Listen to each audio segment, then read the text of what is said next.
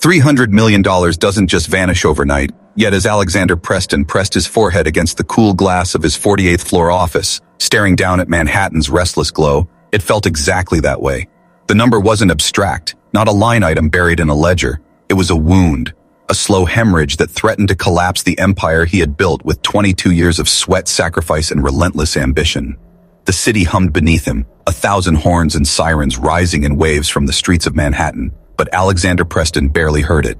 He stood at the glass wall of his corner office, hands shoved deep into his pockets, silver hair perfectly combed yet lifeless in the glow of the skyline. Behind him, his desk was buried beneath reports that bled red ink across every page. $300 million. Gone. Vanished through a flaw his best minds could not locate. The board wanted blood, and their eyes had settled on him. He adjusted his tie, though it didn't need adjusting, and pressed his forehead against the cool glass. 22 years he had spent building pinnacle enterprises, clawing his way from a garage in Ohio to the commanding heights of the tech industry. And now, one quarter, one anomaly, one unanswered question threatened to erase it all. He closed his eyes and whispered the number again. 300 million. A company-ending wound if left untreated. His reflection stared back at him, flawless suit, hollow eyes, and a man who could not sleep for fear of what tomorrow's headlines would say. A knock sounded at the door, sharp enough to make him flinch. "Mr. Preston," came his assistant's voice over the intercom, "the financial team is waiting in the conference room." "Tell them I'll be there in 5, he said, his throat tight. He turned toward his desk, forcing his shoulders straight, and caught sight of the photograph propped beside his computer, himself at 18 standing proudly beside his father in front of their hardware store. Back then, the numbers had been simple: stock, margins, pennies on the counter. He had sworn never to return to that smallness. Yet tonight, he would have given anything for numbers that simple again. As he reached for his tablet, he nearly tripped over a cleaning cart parked halfway inside the office. He swore under his breath. "Who left this here?" A tiny voice piped up from the shadowed corner. "Sorry, mister." Alexander blinked, lowering his gaze. A girl no taller than his desk stood clutching a trash bin in both hands. Her uniform was comically oversized, the sleeves rolled twice, the collar slipping off one shoulder. Black pigtails framed a solemn face far too serious for her age. "This is an executive floor," Alexander snapped, sharper than he intended. "Where's your supervisor?" She lifted her chin, dignity in her small voice. "My mama's cleaning the bathrooms. I'm helping. I'm 7. 7. Alexander glanced at his watch impatiently. "Children aren't allowed up here. It's against policy." "I know," she said quietly. "But Mama couldn't find a sitter today. We need the money. I promise I won't touch anything important." Her words should have bounced off him, another problem for security to handle. But something in her expression stopped him. The faint shadows under her eyes mirrored his own exhaustion. He exhaled through his nose and waved her off. "Fine, just stay out of trouble and stay out of the offices." "Yes, sir." She gave a small nod and dragged her trash bin toward the hallway. Alexander watched her go, already dismissing her from his thoughts. He had no room in his head for little girls playing janitor. He had a crisis to survive. He turned back to his desk, eyes locking on the spreadsheet still open on his monitor. Red numbers glared back at him, relentless, impossible to erase. His temples throbbed as he gathered his tablet. Behind him, the door whispered shut. Silence returned except for the faint hum of the city. The office seemed empty again. Yet in the reflection of the screen, a small figure lingered, watching with unblinking curiosity. Lily's gaze followed the cascade of digits across the glowing monitor. She didn't understand all the symbols, but she understood patterns. And something about the way those numbers shifted, doubled, and dropped out felt wrong. She tilted her head, pigtails brushing her shoulders, and whispered to herself, "Red numbers are bad." The storm that had consumed Alexander Preston's empire was about to collide with the smallest, most unlikely force imaginable. The morning after the board's threats, Alexander sat slumped in his leather chair, staring at the same spreadsheets that had tormented him through the night. His tie hung loose, his eyes bloodshot. All around him, the sterile perfection of the office felt mocking. Polished mahogany desk, chrome fixtures gleaming, and beyond the glass walls, the city that had once been his playground now seemed to leer at his failure. The $300 million hole had grown teeth. It wasn't just money. It was his legacy, gnawed down to the bone. Down in East Harlem, the day began very differently. Lily Washington was already awake before dawn, the thin light of the street lamps cutting through the cracked blinds of the one-bedroom apartment. Her mother had just returned from the hospital cafeteria shift, uniform still smelling faintly of bleach and soup stock, eyes heavy, but voice gentle. "Lily, baby, just rest. You don't have to come today." But Lily shook her head, her pigtails swishing, determination written in the set of her mouth. "I can help, Mama. I don't like when you're tired." She was only 7, but her movements carried the precision of someone twice her age. She poured cereal for her little brother Marcus, cut the last apple in the fridge into equal slices, and tucked a note into his lunchbox that simply read, "Be good, I'll be back soon." By the time they boarded the rattling subway, Gloria fighting to stay awake and Lily scribbling equations into the margins of an old math workbook, two very different worlds were already on a collision course. Alexander was being hounded by auditors who insisted the anomaly was buried in the algorithm driving Pinnacle's trading systems. Hours of forensic combing had revealed nothing but loops of code that mocked every specialist's eye. "If we don't explain this by Friday, the markets will bury us alive," his CFO had warned before being fired. Lily, meanwhile, counted stops on the subway, not just for fun, but with calculated precision, timing the acceleration and deceleration, measuring intervals against the station numbers overhead. Numbers made sense to her in a way people didn't. They followed rules, they sang patterns, and though she couldn't articulate it, she already felt that patterns told truths adults often missed. When they reached the service entrance of Pinnacle Enterprises, Gloria whispered instructions like she always did. "Stay close. Be invisible. Remember, it's just a school holiday if anyone asks." Lily nodded solemnly, slipping behind the cleaning cart like a shadow. She had no idea that upstairs, Alexander was silently repeating the same words to himself. "Be invisible. Show nothing. If they smell fear, you're finished." Hours later, fate tilted. Alexander stormed from the conference room, exhausted by another round of dead ends, and returned to find his office door slightly ajar. A sliver of light spilled into the corridor. His pulse spiked. Security breach? Corporate espionage? He pushed the door open, ready to confront whoever dared invade his sanctum. And there she was. A child. The little cleaner's daughter. Sitting in his chair, dwarfed by his desk, the glow of the monitor painting her face blue. Her tiny fingers moved over the keyboard with the kind of confidence he hadn't seen even in his senior engineers. For a heartbeat, Alexander's world stopped. The storm inside him met the calm, focused eyes of a girl who had no business being there. "Step away from that computer!" His voice cracked like a whip. Lily jumped, her chair scraping the floor, but not before Alexander caught sight of the lines of code on screen. Altered, annotated, threads of logic smoothed with an elegance that made his breath falter. What did you touch?" he demanded. Lily swallowed, her small voice steady despite the fear in her eyes. "The numbers were wrong. I just wanted to help." Alexander froze, staring at the impossible. A child speaking the words his million-dollar team had failed to say. And for the first time in weeks, hope flickered. The door burst open with a force that rattled the glass wall. Gloria Washington stumbled inside, breathless, a bundle of panic wrapped in a faded blue uniform. Her eyes darted to the glowing screen, then to her daughter, her baby, standing frozen under the shadow of the most powerful man in the building. "Lily!" Her voice cracked with terror. "What are you doing? Get away from there right now!" She crossed the room in 2 strides and grabbed her daughter's shoulders, pulling her back as though the computer itself were fire. She turned to Alexander, her face pale, lips trembling. "Sir, please, I'm so sorry. She knows better. I'll take full responsibility. If you need to report someone, report me. Don't punish her." Alexander had expected this reaction. Anger, excuses, perhaps tears. What he hadn't expected was the sharp sting of conscience. Gloria's words didn't sound like someone defending a child who had misbehaved. They sounded like someone prepared to lose everything to shield what little she had left. But his eyes kept drifting back to the monitor. The numbers were different now. Not random, not flawed. The recursive loop that had mocked his programmers for weeks had been untangled, its knots laid bare by simple, handwritten comments. Tiny adjustments, like a child's handwriting in the margins of a textbook, had corrected the flaw.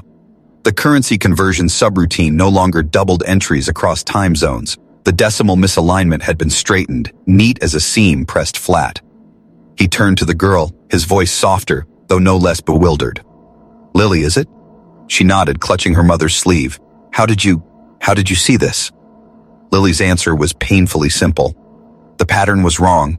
Numbers don't skip like that unless something's broken. I just fixed it so they'd be even again." Even. The word struck him harder than any financial analyst's jargon. Gloria shook her head violently. "She doesn't understand what she's saying, sir. She's just a child. Please, she'll never touch anything again." But Alexander's mind was already racing. His own CFO had failed him. His consultants had charged obscene fees for reports that explained nothing. Yet here was a girl in oversized sleeves, dust on her knees from emptying trash bins, who had done in minutes what his empire could not in months. Suspicion clawed at him. He leaned forward, eyes narrowing. Who told you to do this? Did someone send you? Competitors? Journalists? Who are you working for? The girl's lip trembled, but she shook her head with a courage that startled him. Nobody. I just saw you looked sad this morning. The red numbers made you sad. I thought maybe I could fix them. The room was utterly silent. The CEO, the cleaner, the little girl who should have been invisible, all locked in a tableau that felt heavier than the walls around them. Then Alexander laughed, though there was no humor in it. It was the raw, broken sound of a man who had been drowning and suddenly found air. He turned to Gloria, who stood rigid, bracing for the blow. Mrs. Washington, he said quietly, your daughter may have just saved this company. Gloria blinked, stunned. What? Alexander gestured to the screen, to the recovered millions, to the line of code that glowed like a lifeline. What my team could not do, she has done, and now, I intend to make sure the world knows her name. Gloria gasped. No, please, you don't understand. Attention like that will ruin her life. She's just a child. Alexander's jaw tightened. Maybe so. But she's also the reason 5,000 families will still have jobs tomorrow. He looked again at Lily, who stared back with those solemn eyes, calm in a way that unnerved him. And in that moment, Alexander Preston, the man who had measured life in market shares and quarterly profits, felt the ground shift beneath his feet. He hadn't just found a solution, he had found something rarer, something powerful.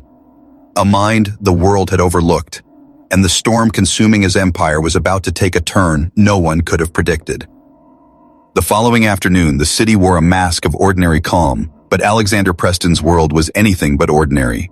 He had spent the night in war council with his senior programmers, forensic accountants, and interim CFO. Coffee cups and takeout cartons littered the mahogany table of the conference suite like the debris of a battlefield. Every eye in the room had been fixed on the code Lily Washington had adjusted. Every test they ran, every simulation they pushed through the servers, confirmed the same stunning truth. The girl's changes worked. By dawn, $287 million had already been reconciled, the phantom deficit collapsing back into accounts where it belonged. The rest would settle by week's end. For the first time in months, Pinnacle Enterprises was not drowning, but breathing. Yet Alexander had not slept a moment. His mind wasn't on the markets or the board. It was on the child who had walked into his office like a ghost from another life and seen what the experts could not. He arranged the lunch with precision, choosing a small Italian restaurant in Midtown, not the sort of flashy venue paparazzi lurked outside of, but one that promised privacy. He requested the private dining room, ordered a children's menu in advance, and had the staff sworn to discretion. This wasn't business. It was something heavier, something personal. When Gloria Washington and her daughter walked in, Alexander rose immediately. They were dressed in their Sunday best, Gloria in a blue dress that had been pressed within an inch of its life, Lily in a plaid jumper with her hair tied neatly back in ribbons. The effort struck Alexander like a blow. He realized with an ache that for them, this lunch was not casual. It was monumental. Thank you for coming, he said, extending a hand. Please sit. Gloria perched at the edge of her chair, stiff with nerves, while Lily eyed the breadbasket with a hunger she was too polite to act upon. Alexander offered her a piece of focaccia, and after a glance to her mother for permission, she accepted, breaking it into perfectly even squares before eating. That small gesture made Alexander smile. Even in bread, she sought patterns. Gloria wasted no time. Mr. Preston, before you say anything, I need you to know how sorry I am for what happened last night. My daughter shouldn't have touched your computer. She knows better. Her voice trembled. If you must take action, take it against me, not her. Alexander shook his head slowly. Mrs. Washington, no apology is necessary. What your daughter did saved my company, saved thousands of jobs, saved my reputation. If anything, I owe her and you a debt I may never be able to repay.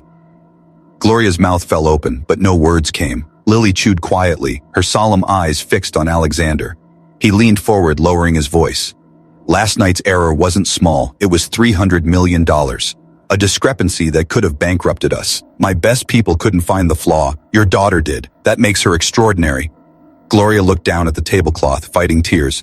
She's a child, sir. She shouldn't carry that kind of weight. She just sees things differently, always has. And that's exactly why she must be nurtured, not hidden.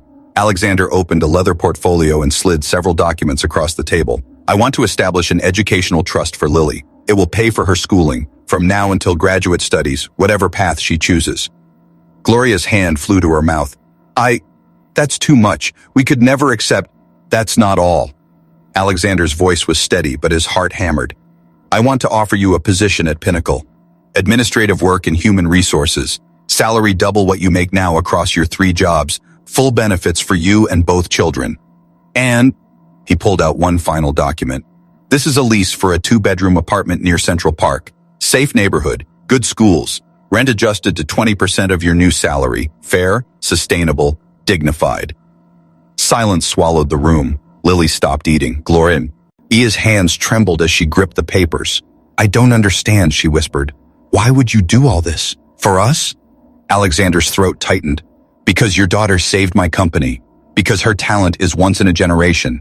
And because... He hesitated, startled by his own vulnerability. Because I know what it's like to be brilliant but overlooked. Someone gave me a chance once. It changed everything. Now it's my turn. Lily looked up from the table, her voice soft but piercing. Is it just because I fixed your numbers? The question cut straight to his soul. He shook his head. Partly, yes, but more because you reminded me of something I'd forgotten, that genius can come from anywhere, and that when fortune favors you, you have a responsibility to extend it. For the first time, Gloria's shoulders softened, her eyes glistened, but her lips curved into the faintest smile. Mr. Preston, this is overwhelming. I don't know what to say. Say you'll consider it, Alexander replied gently. Take the documents. Speak to a lawyer if you like. I'll cover the expense. Lily tilted her head. Can we see the school first, and the apartment? Alexander chuckled, the sound breaking the tension like sunlight through clouds. Yes, Lily. This afternoon, if you wish. And as he looked at the little girl across the table, so small and yet so vast in possibility, Alexander realized the truth. He hadn't simply recovered $300 million. He had stumbled into something far rarer. A second chance, not just for his company, but for himself. The boardroom felt like a war zone dressed in mahogany. Long windows spilled pale daylight across polished wood, but it did nothing to soften the atmosphere.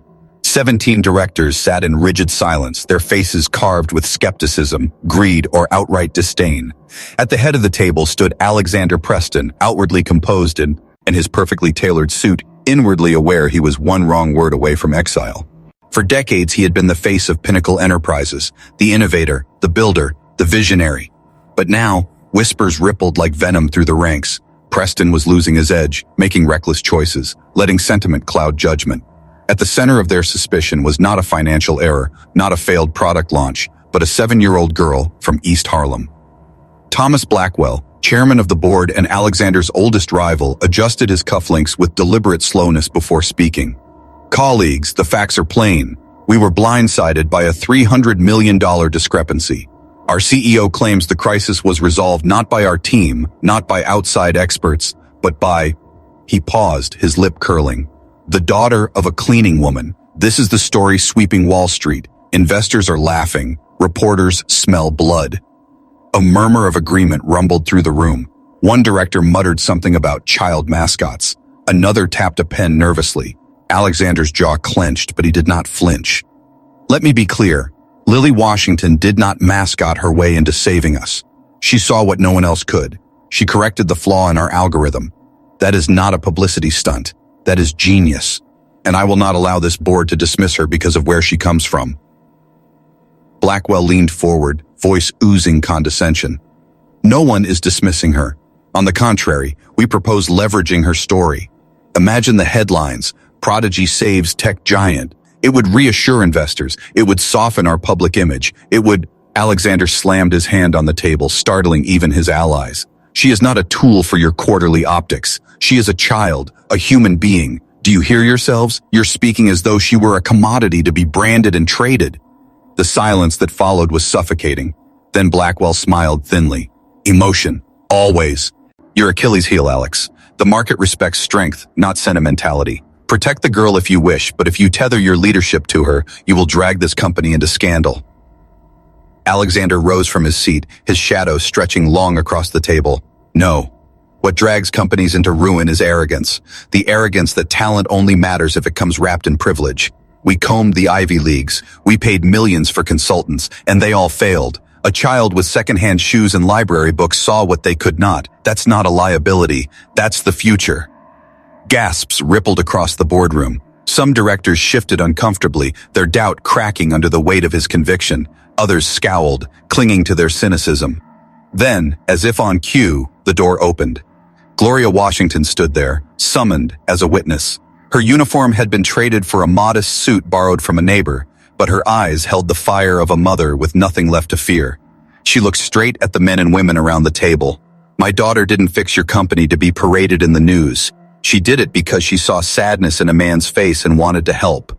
If you turn that into a spectacle, you'll crush the very thing that saved you. The words hung heavy in the air. Even Blackwell faltered. For a long, brittle moment, no one spoke. Then Alexander broke the silence, his voice low and steady, every syllable sharp as glass. I built Pinnacle to innovate, to see potential where others don't. If this board insists on reducing a child to a marketing gimmick, then I will walk out that door and take with me every ounce of vision that made this company what it is. Choose wisely.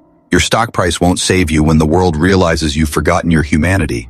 Suspense thickened, seconds dragging like hours. The directors exchanged uneasy glances. Some whispered urgently. One by one, hands shifted, alliances wavered, and in that fragile silence, it became clear. The boardroom was no longer united. Blackwell's smirk faltered. The battle was far from over, but for the first time, Alexander felt momentum tilt. The storm of greed and fear had met something stronger, truth spoken without apology, backed by a girl whose brilliance could not be contained. The war for Lily's future and his own legacy had only just begun. The night before the vote, Pinnacle's headquarters no longer felt like an office tower. It felt like a fortress under siege. Reporters camped outside the marble entrance. Shareholders sent frantic emails demanding reassurance. Inside, Alexander Preston prepared as if for trial, pacing the dim glow of the executive suite while storm clouds pressed against the windows. He knew the morning would decide not only his career but the fate of a little girl who had wandered into his office and unknowingly changed everything. At dawn, the board assembled in their grand chamber, a room designed to intimidate. Heavy oak table, velvet drapes, crystal water glasses that caught the light and turned it cruel. The directors filed in with expressions carved from stone, each carrying their doubts, their ambitions, their votes. At the head sat Thomas Blackwell, the chairman who had made no secret of his desire to see Alexander stripped of power. Mr. Preston, Blackwell began, his tone slow and theatrical.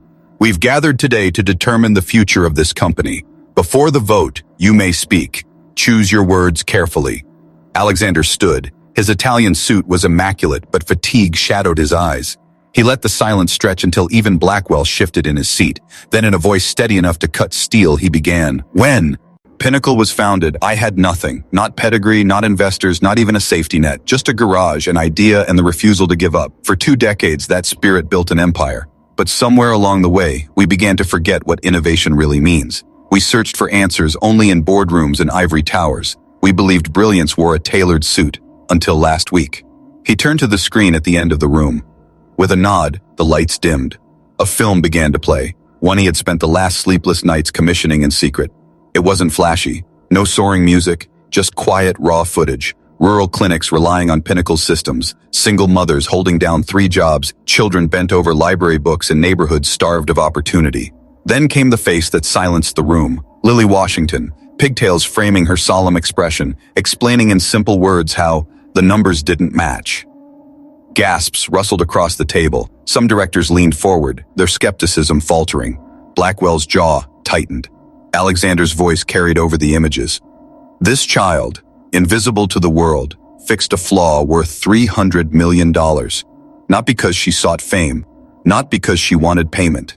She saw a man drowning and tried to help. That instinct, pure, uncalculated compassion, is what saved us. And I will not allow this board to twist it into a circus act. She is not our mascot. She is not our property. She is proof that brilliance exists where we choose not to look. The film ended on Lily's drawing, a crayon sketch of the Pinnacle building with 4 figures labeled in careful handwriting. Mr. Preston, Mama, Marcus, and me. The room was silent except for the soft hum of the projector cooling. Blackwell broke the stillness. Touching, but sentiment doesn't pay dividends. Our shareholders need a plan, not a bedtime story. Alexander turned to him, eyes burning. Then here is the plan. Effective immediately, I propose the Pinnacle Potential Initiative, an arm of this company dedicated to finding and funding gifted children from underprivileged backgrounds. Not charity, investment, a pipeline of minds that will sustain us long after every one of us is gone. The first beneficiary will be Lily Washington, and it will bear her name. Shock rippled like a wave. The directors exchanged frantic whispers. Some protested, too radical, too costly, too distracting. But others, visibly moved, saw the brilliance of reframing risk into vision. Blackwell rose, furious. You're making this about your pet project, Alex, about that girl. You're sacrificing a corporation on the altar of your guilt. Alexander stepped closer, his voice lowering into something dangerous. No, I am reminding you that corporations without purpose rot from within. You want numbers? The market rewards innovation, integrity, and vision. Crush this initiative, and we are just another soulless firm clawing for profit until the tide turns against us. Approve it, and Pinnacle will lead not only in technology, but in the future of human capital. That is worth more than any quarterly gain. The room held its breath. For the first time, Blackwell looked rattled. The vote was called. One by one, hands rose. Some against, others for. The count tipped, balanced, teetering. And then Patricia Winters, interim CFO, raised her hand in support. I've run the numbers. This initiative is not a liability. It's our survival. The tally sealed. By a single vote, Alexander's plan passed. Relief crashed over him, but he didn't smile. He simply closed his eyes for a moment, letting the weight lift. When he opened them, Blackwell was glaring daggers, but it didn't matter anymore. Hours later, outside the building, reporters shouted questions, cameras flashing like lightning. Alexander ignored them, stepping into the waiting car where Gloria and Lily sat. The girl looked up from a tablet where she was already sketching new code. Did you win? She asked. Alexander looked at her, at Gloria, at the fragile but unbreakable bond that had formed. We all did, he said softly. And from today, the world will know your name. Not as the girl who saved a company, but as the spark that changed what we believe is possible. Lily tilted her head, processing his words with that uncanny seriousness. Then she smiled, small but certain. Numbers are only numbers. People matter more. Alexander felt something stir in his chest, something deeper than triumph. Not the satisfaction of a salvaged empire, but the discovery of a family, a purpose. The 300 million had been saved, yes, but what truly shocked everyone, even himself, was that in the rubble of crisis, he had found something rarer. Not fortune, not fame, a future worth believing in.